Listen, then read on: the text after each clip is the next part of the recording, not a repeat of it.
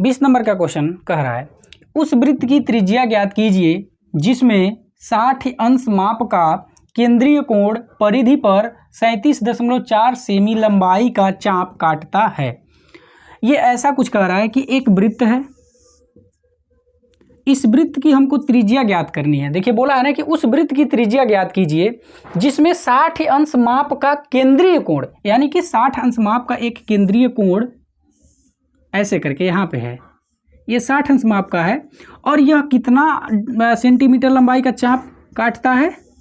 तो इसमें देखिए बोल रखा है 37.4 सेंटीमीटर, 37.4 सेंटीमीटर, यानी कि यहाँ से यहाँ तक का ये लंबाई दे रखा है और यहाँ पे इसका मान भी दे रखा है। तो बोल रहा बताइए इसकी त्रिज्या क्या होगी। हम लोग मान लेते हैं इसकी त्रिज्या r होगी और यही r हमको ज्ञात करना है। यहाँ पे O मान लेते हैं, इसका केंद्र है, और यहाँ पे ये A मान लेते हैं, यहाँ पे ये B मान लेते हैं। अब जब इसका हमको त्रिज्या ज्ञात करना है तो कोण दिया ही है, चाप भी दिया है, बस केवल हमको फार्मूले का प्रयोग करना है, आराम से त्रिज्या निकल जाएगा। तो हम यहाँ पे लिखेंगे चूंकि कोण बराबर फार्मूला होता है चाप बटे त्रिज्या। लेकिन एक बात यहाँ पे ये विशेष ध्यान देना है कि जो ये कोण होता है यह रेडियन में होता है और यहाँ पे ये जो कोण दिया है अंश में दिया है, इसका मतलब थोड़ा सा हमको चेंज करना पड़ेगा। तो ये 60 अंश है, अब अंश को हम डिग्री में बदल लेते हैं, सॉरी रेडियन में, तो पाई बटे 180 से गुणा करना पड़ेगा। अब ये हो गया पूरा का पूरा रेडियन में। चाप दिया ही है 37.4 बटे त्रिज्या, ये हमको ज्ञात करना है जिसको हम लोगों ने r मान रखा है। अब यहाँ पे 60 से ये कट जाएगा 3 बार में, तो इधर पाई/3 हुआ बराबर 37.4 बटे r। अब r का मान निकालना है तो r इधर रहने देते हैं, इसका इधर, यानी कि 37.4 गुणे 3 बटे पाई। अब यहाँ पाई का मान देखिए 22/7 रखना है तो रख देते हैं 37.4 गुणे 3 बटे पाई।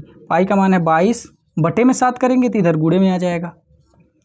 अब इसको काट देते हैं, 22 से पहले 11 से काट देते हैं, 11 दूना 22, और इसको जब 11 से काटेंगे तो 11 तियाँ 33, 11 चौका 44, तो 3.4 आएगा। और फिर 2 से इसको काट देते हैं, तो फाइनली देखिए जब 2 से इसको काटेंगे तो 17 आएगा, यानी 1.7 आएगा। तो फाइनली हम लोग यहाँ से ऐसे ही लिख देते हैं 1.7। तो finally r is equal to 1.7 गुणे 3 गुणे 7। ठीक है। अब यहाँ पे इसका गुणा कर लेते हैं, तो 17 तियाँ 51, यानी कि 5.1 गुणे 7। अब यहाँ पे गुणा करके इकट्ठा लिख देते हैं, तो 7×5 35, यानी कि 35.7 सेंटीमीटर। इसका मतलब हम कह सकते हैं कि ये जो त्रिज्या है वो 35.7 सेंटीमीटर लंबाई का होगा, तब जा करके इसके केंद्र पर अगर 60 अंश का कोण निर्मित होगा तो यह 37.4 सेंटीमीटर लंबाई का चाप काटेगा। तो कह सकते हैं कि अतः वृत्त की त्रिज्या बराबर 35.7 सेंटीमीटर है। आंसर।